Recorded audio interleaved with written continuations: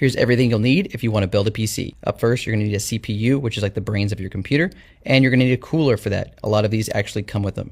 Next, you're going to need some memory or RAM, which is really easy to find. Then you're going to need some storage, aka a hard drive or an SSD. And next, you're going to need graphics cards. With this day and age, if you're using any kind of editing or video games, this is what you'll need. Now, this is a power supply for everything, all your components, so you'll need that. And then up next, you're going to need a motherboard, and this is what you're going to connect and put everything into. Now, let's go ahead and get started. Let's raise the retention arm and place our CPU in. There are triangles both on the motherboard and CPU that you line up. Next, we need the cooler. When installing a cooler, you're going to need some thermal paste. This is the kind that I like, but some of these coolers actually come pre-applied just like this one. Let's install it. Then we can clean up the cables and put in our RAM.